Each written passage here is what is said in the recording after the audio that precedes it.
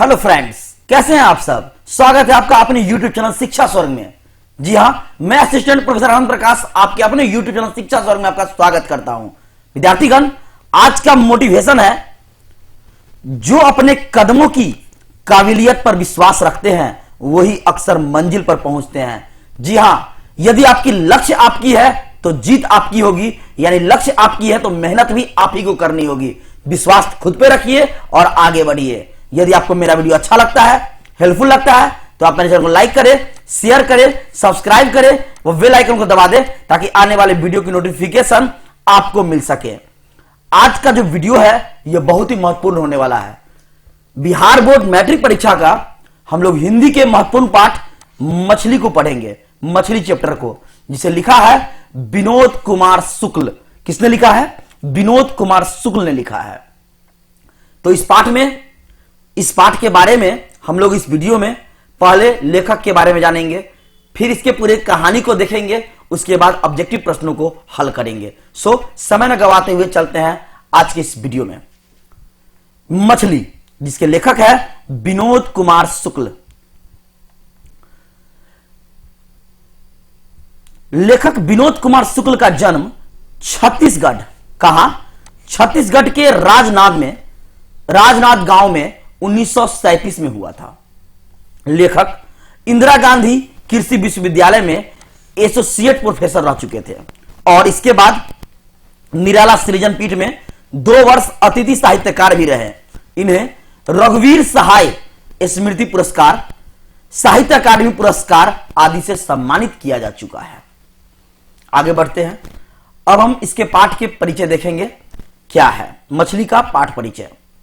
प्रस्तुत पाठ मछली कहानी संकलन महाविद्यालय से ली गई है। कहां से? महाविद्यालय से ली गई है।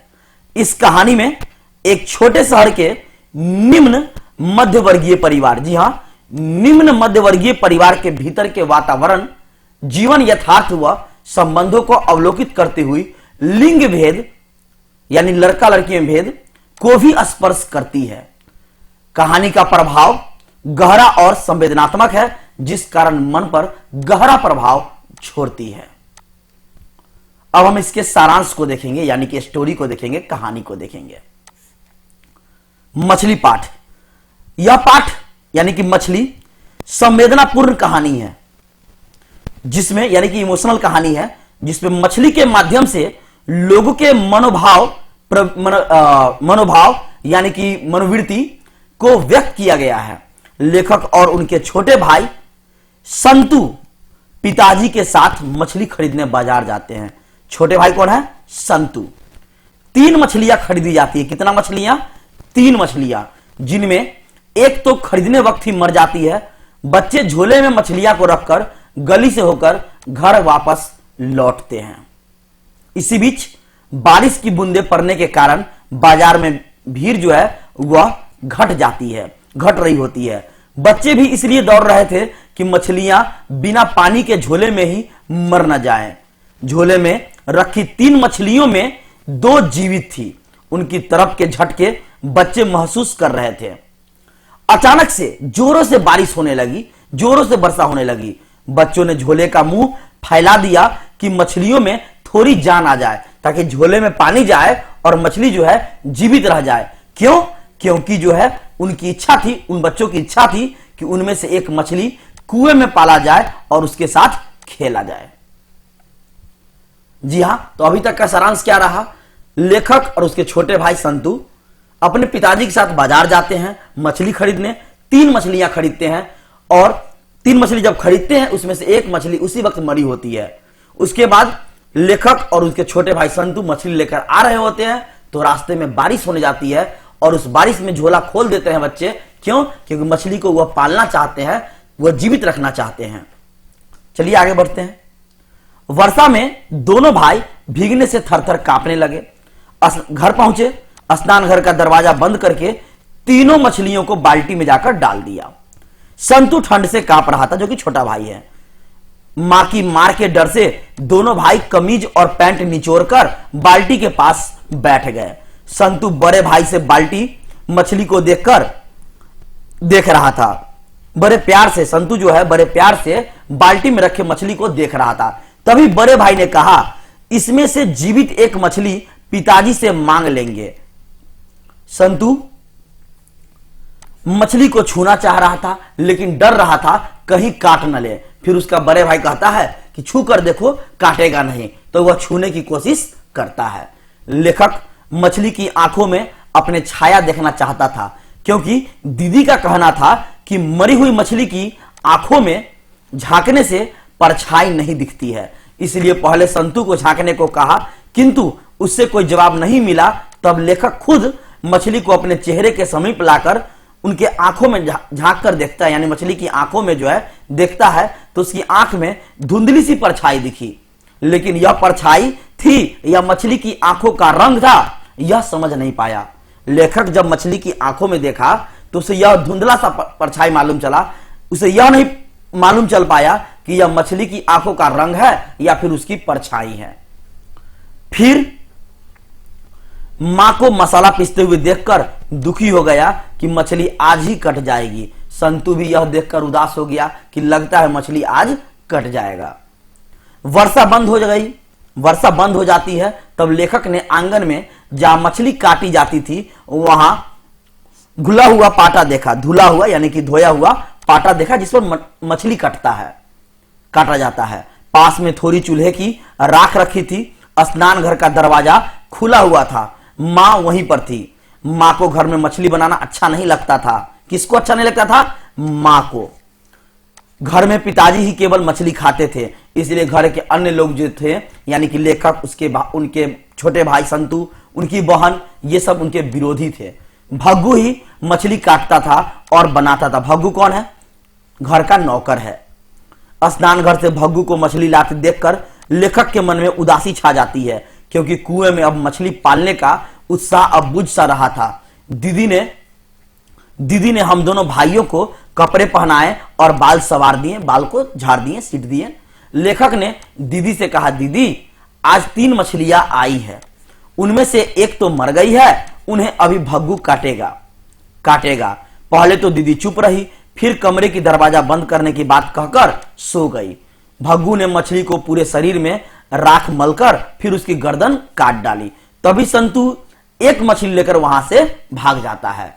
भग्गू भी संतू के पीछे पीछे मछली छीनने के लिए भागा।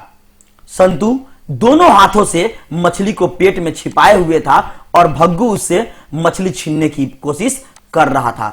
क्यों छीनने की कोशिश कर रहा था? क्योंकि भग्गू को डर था कि संतू मछली को कहीं कुएं में ना डाल दे। एक तरफ पिताजी घर के अंदर जोर जोर से चिल्ला रहे थे, दूसरी ओर दीदी की सिसकियां बढ़ गई थी, यानी कि उसकी दीदी रो रही थी। पिताजी दहाड़ कर कह रहे थे, भग्गू यदि नरेन घर में घुसे तो साले के हाथ पैर तोड़कर बाहर फेंक देना। नरेन कौन? बड़ा भाई, संतू का बड़ा भाई। बाद में जो होगा मैं भुगत लूंगा। भग्गू चुपचाप सिर हिलाकर चला गया। संतू डर से सहमा हुआ था और उसके कपड़े कीचड़ से गंदे हो गए थे। स्नान घर में ही नहीं, पूरे घर में मछलियों के जैसी गंध आ रही थी। विद्यार्थीगण, आपका पूरा कहानी खत्म हुआ मछली का।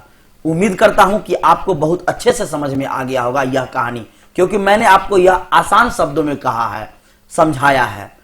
विद्यार्थीगण, मैं आपके लिए काफी मेहनत कर रहा हूं, आपके लिए आसान बनाता हूं ताकि आपको यह पाठ, किसी भी चैप्टर का पाठ आपको आसानी से समझ में आ जाए। सो अच्छे से ध्यान से सुने और फिर आप उसे प्रश्नों में सोल्व करें, प्रश्नों को सोल्व करने की कोशिश करें। यदि आपको लगता है कि मैं आपके लिए मेहनत कर रहा हूं तो उन दोस्तों के साथ शेयर करें जिन्हें इसकी जरूरत है। चलते हैं आगे वस्तुनिष्ठ प्रश्नों की ओर। यदि आपको कहानी अच्छे से समझ में आ गया तो आप देखिए कितनी आसानी से आप प्रश्नों को सोल्व करेंगे। क्वेश्चन नंबर 1, मछली से कौन डर रहा था? बताइए, भग्गू, नरेन, संतू या लेखक? तो मैंने आपको बताया था संतू, यानी कि लेखक का छोटा भाई। नेक्स्ट क्वेश्चन नंबर 2, मछली कहानी के लेखक कौन है? देखिए 2018 में पूछ लिया गया प्रश्न है कंपार्टमेंटल में। नलिनी विलोचन शर्मा, प्रेमचंद, विनोद कुमार शुक्ल या सात कोरी होता? तो राइट आंसर क्या होगा आपका? विनोद कुमार शुक्ल। क्या हो जाएगा? विनोद कुमार शुक्ल। नेक्स्ट क्वेश्चन नंबर 3, मछली किस वर्ग की कहानी है? उच्च वर्ग, मध्यम वर्ग, निम्न मध्यम वर्ग या मजदूर वर्ग? बताइए, मैंने आपको भी बताया तो आपका निम्न मध्यम वर्ग की कहानी है। मछली निम्न मध्यम वर्ग परिवार की कहानी है। नेक्स्ट, लेखक के घर में मछली कौन खाता है? मां, बहन, भाई या पिताजी? तो आपका राइट आंसर क्या हो जाएगा? पिताजी। मैंने आपको बताया सारांश में कि सिर्फ और सिर्फ लेखक के पिताजी ही मछली खाते हैं, बाकी सब उनके विरोधी है, क्योंकि कोई भी मछली और नहीं खाता है। नेक्स्ट, क्वेश्चन नंबर 5, लेखक को मछली खाने से कौन मना किया है? मां, बहन, भाई या पिताजी? तो बताइए राइट आंसर क्या होगा? मां ने। किसने? लेखक को मां ने जो है मछली खाने से मना किया है।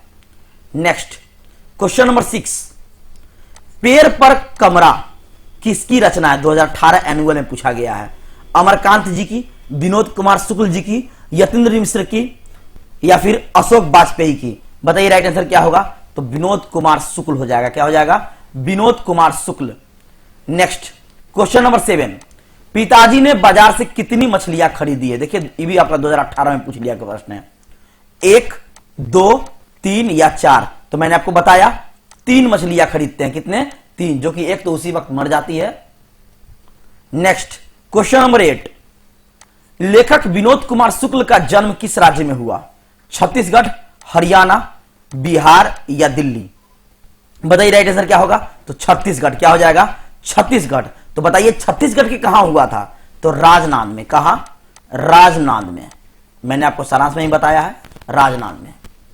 नेक्स्ट, क्वेश्चन नंबर 9, मछली लेकर कौन भाग गया था? देखिए 2018 कंपार्टमेंट में पूछा गया प्रश्न है। भग्गू, नरेन, संतु या जग्गू? बताइए राइट आंसर क्या होगा? तो आपका हो जाएगा संतु। किसने भागा था? संतु। नेक्स्ट, परिवार के नौकर का क्या नाम था? जग्गू, भग्गू, संतु या नरेन? बताइए। तो मैंने आपको बताया भग्गू हो जाएगा राइट आंसर आपका। कौन? भग्गू। नेक्स्ट, क्वेश्चन नंबर 11, नौकर की कमीज किस विद्या की रचना है? निबंध है, कहानी है, नाटक है या फिर उपन्यास है? तो आपका राइट आंसर हो जाएगा उपन्यास है। क्या हो जाएगा? उपन्यास। नेक्स्ट, क्वेश्चन नंबर 12, घर में घुसे तो साले के हाथ पैर तोड़कर बाहर फेंक देना, ऐसा किसने कहा था? मां ने, पिताजी ने, भग्गू ने या संतु ने? तो राइट आंसर क्या हो जाएगा? पिताजी ने। किसने कहा था? पिताजी ने कहा था। क्वेश्चन नंबर 13, किसे घर में मांस या मछली बनना अच्छा नहीं लगता था? मां को, संतु को, भग्गू को या फिर पिताजी को? तो आपका राइट आंसर हो जाएगा मां को। जी हां, इस कहानी में मां को जो है मांस या मछली बनना जो है अच्छा नहीं लगता था। नेक्स्ट, क्वेश्चन नंबर 14, किसके ऊपर रखकर मछली काटी जाती थी? लोहे के ऊपर, पत्थर के ऊपर, चौकी के ऊपर या फिर पाटे के ऊपर? बताइए क्या हो जाएगा राइट आंसर? तो मैंने बताया था कि पाटे को धोकर रखता है काटने के लिए मछली को, तो आपका आंसर हो जाएगा पाटे के ऊपर। नेक्स्ट, क्वेश्चन नंबर 15, मसाला कौन पीस रही थी? लेखक की मां, लेखक की बहन, लेखक के पिताजी या इनमें से कोई नहीं? तो करेक्ट आंसर क्या हो जाएगा? लेखक की मां। कौन? लेखक की मां जो है मसाला पीस रही थी। नेक्स्ट, क्वेश्चन नंबर 16, भग्गू कौन था? लेखक के चाचा, लेखक के मामा, घर का नौकर या पिताजी का दोस्त? बताइए। तो राइट आंसर क्या हो जाएगा आपका? भग्गू कौन था? तो घर का नौकर था। क्या था? घर का नौकर था। नेक्स्ट, विनोद कुमार शुक्ल का जन्म कहां हुआ था? तो आपका आंसर मैंने बताइए क्या बताया था? छत्तीसगढ़ में हुआ था। कहां हुआ था? छत्तीसगढ़ में हुआ था। लेकिन कब हुआ था? कब हुआ था? 1 जनवरी 1930, 1 जनवरी 1932, 1 जनवरी 1934 या 1 जनवरी 1937? तो आपका राइट आंसर क्या हो जाएगा? 1 जनवरी 1937। क्या हो जाएगा? 1 जनवरी 1937 को। Next, question number 18, Vinod Kumar Shukla ji का पहला कविता संग्रह लगभग जय हिंद कब प्रकाशित हुआ था? 1970, 1971, 1972 या फिर 1973? तो आपका राइट आंसर क्या हो जाएगा? 1971। विनोद कुमार शुक्ल जी का पहला कविता संग्रह लगभग जय हिंद जो है वह 1971 में प्रकाशित हुआ था। विद्यार्थीगण, जितने भी महत्वपूर्ण प्रश्न बनते थे वो मैंने आपको बता दिया। मछली पाठ का पूर्ण कहानी मैंने आपको बता दिया, लेखक का परिचय बता दिया। आप इस वीडियो को 1 से 2 बार सुने ताकि आपको अच्छे से याद हो जाए, फिर आपको एग्जाम में कहीं भी दिक्कत नहीं होगी। फिर मिलते हैं अगले वीडियो में। Thank you very much.